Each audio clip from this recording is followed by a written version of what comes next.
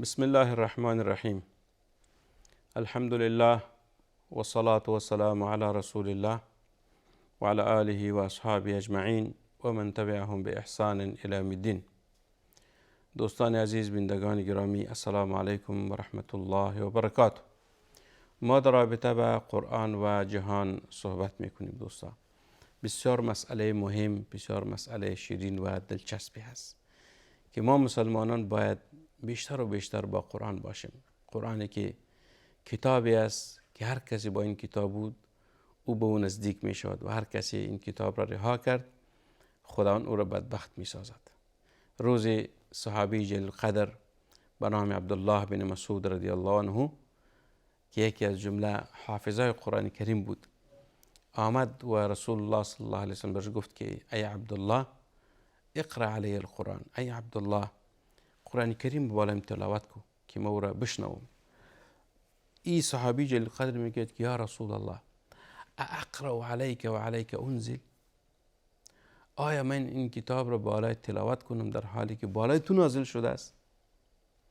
این صحابی چی میگوید؟ میگوید که خلاف ادب هست که رسول الله صلی الله علیه وسلم موجود باشد و ما قرآن تلاوت کنم. این یک بی‌ادبی تلقی میکرد، ولی به اساس امر پیامبر علیه السلام چی کرد؟ قرآن تلاوت کرد. وقتی که به این آیه متبرکه رسول الله صلی الله علیه وسلم در این حالت مشنود، با گوش و با احساس خود، با تمام روح و روان خود به قرآن کریم گوش میدهد.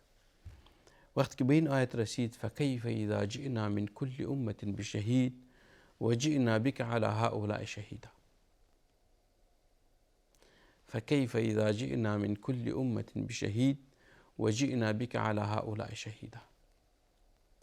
یعنی معنای از آیتی است که پس او چی روزی است، چی روز سختی است که هر پیغمبر به شکل گواه بالای امتش بیاوریم که آیا تو برای امتت دین را تبلیغ کردی یا خیر؟ او میگوید که الا هل بلغت، بله من گواه دین تو را برای قوم خود رساندیم.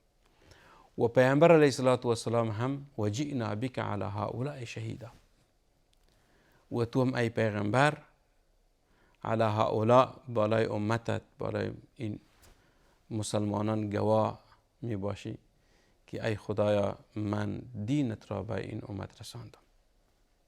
این گواهی را می دهند، این گواهی را می دهند. میگه در اینجا بود که رسول الله صلی الله علیه وسلم برای عبدالله بن مسعود رضی الله عنه میگوید که حسبک، بس از دیگه تلاوت به اینجا تلاوت توقف کو. میگوید که وقتی که نگاه کردم عبدالله بن مسعود رضی الله عنه میگوید فاذا عیناه تذرفان، اشک از چشمان مبارک رسول الله صلی الله علیه وسلم سرازیر شده بود. یعنی اشک روان بود. از چی؟ از چشمان رسول الله صلی الله علیه وسلم. این چی بود؟ یعنی قرآن بود که پیامبر علیه السلام این قرآن را به روح و روانش میشنید. تنها کتاب تلاوت نبود بلکه به تمام حواسش به این قرآن کریم گوش نهاده بود تا این را بشنود. این کتاب الهی است دوستا، بسیار کتاب عظیم است که ما مسلمان ها هم باید قرآن را به گوشش نوا بشنویم. و مثل که در حدیث آمده است که اگر هر کسی با قرآن بود قرآن با او هست، اگر هر کسی که از قرآن دور شد قرآن از دور می شود، قرآن از او دور می شود.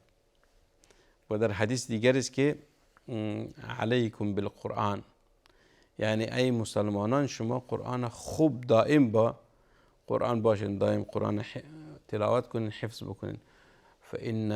فإنه أشد تفلتا من الإبل في عقلها. چرا؟ به خاطر ازی که میگه اگر قرآن همیشه تکرار نکردین، تلاوت نکردین، زود از شما فراموش میشود.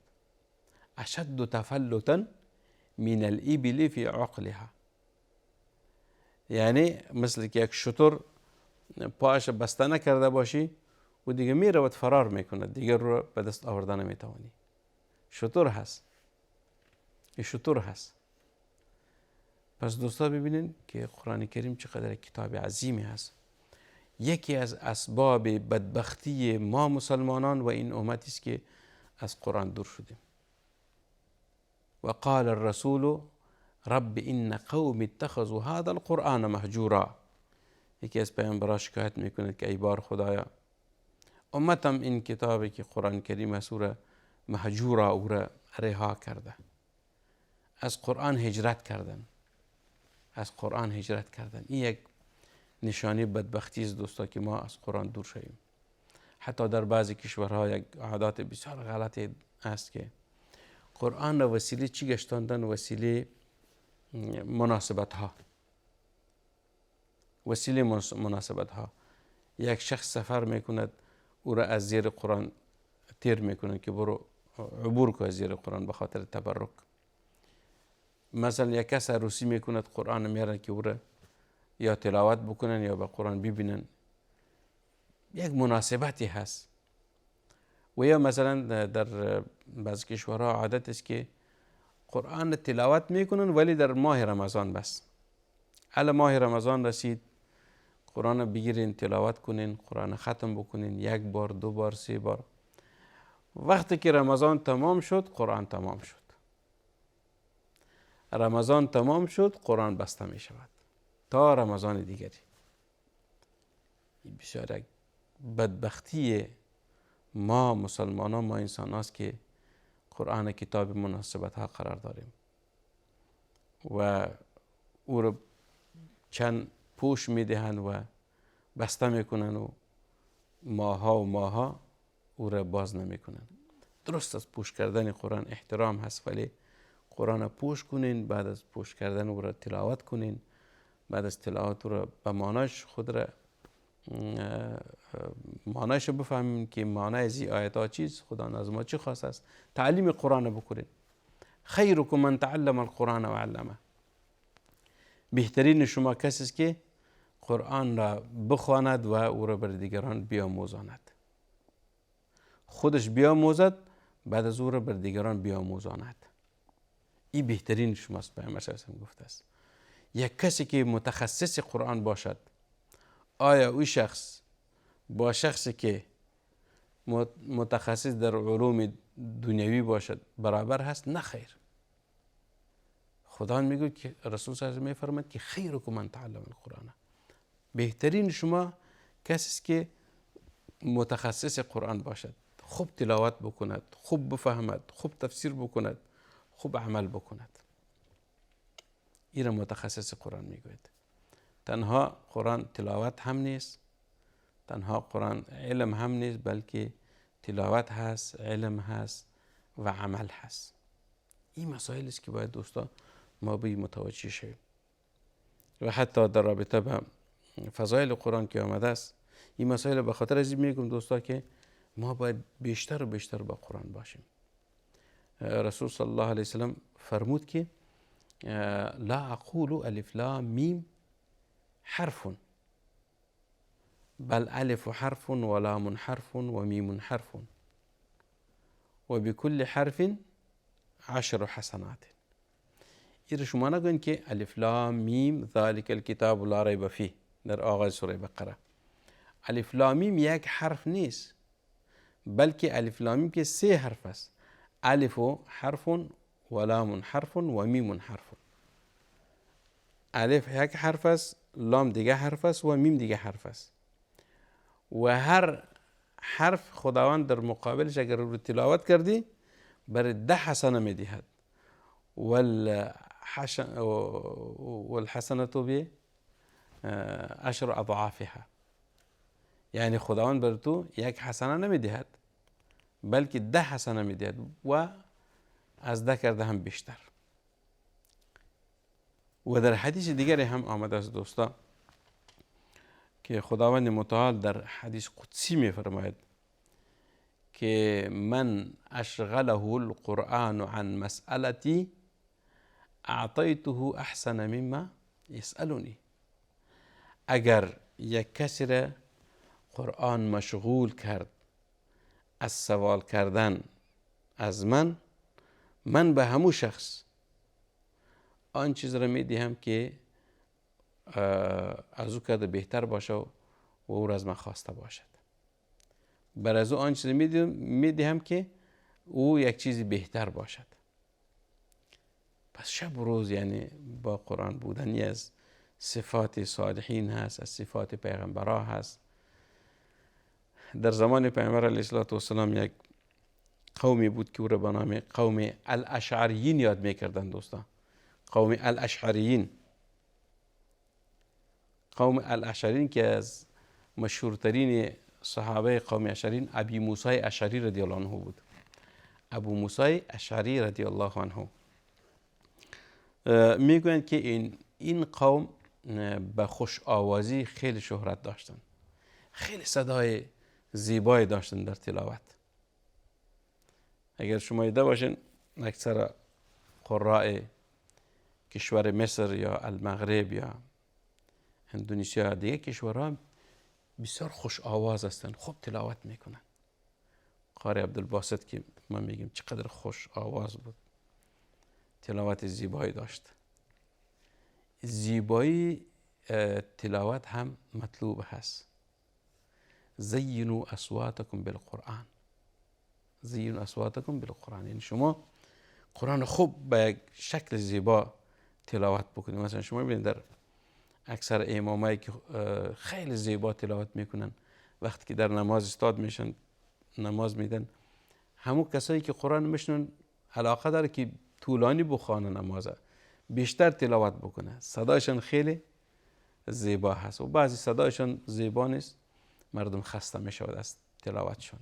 از قرآن خسته نمیشون ولی از صوت یا صدای همین امام یا قاری خسته میشون. هدف ما دوستا قبیله الاشعریین بود. حدیث میگه رسول الله صلی الله علیه وسلم در یکی از شبها از راه میرفت که از پهلوی خانه ابی موسی اشعری در اونجا رسید، میخواست که عبور بکنه. نیمه شب هست. وقتی که خواست عبور بکنه، دو وقت خانه ها خیلی ساده بود، خانه کوچک کوچک بود، اتاقای خرد خرد بود، مساحت کمی داشت. میگوید که رسول صلی الله علیه وسلم صدای تلاوت قرآن از زبان ابی موسی اشعری شنید. ابی موسی اشعری قرآن را تلاوت میکند، شاید در نماز تهجد تلاوت میکرد. وقتی که پیامبر صلی الله علیه وسلم تلاوت را شنید استاد شد. سبحان الله، استاد شد به تلاوت ابی موسی اشعری، گوش ماند و او را میشنید. استاد شد تا او را خوب بشنود، احساس لذت میکرد. رسول صلی الله علیه وسلم لذت میبرد از شنیدن چی؟ از شنیدن تلاوت ابی موسی اشعری رضی الله عنه. وقتی که تلاوت تمام شد، رسول صلی الله علیه وسلم رفت به طرف خانه خود. وقتی که رفت فردا شد، پیامبر صلی الله علیه وسلم برای ابی موسی اشعری میگوید که ای ابی موسی، تو میدانی که شب گذشته من چی را شنیدم؟ گفتن نخیر یا رسول الله. گفت که ای ابی موسی، من تلاوت قرآن کریم تو را شنیدم. من تلاوت قرآن کریم تو را شنیدم که شب تلاوت میکردی، من در پهلوی خانه تو استاد شدم تا او را از زبان تو بشنوم با موزیبایی که تلاوت میکردی.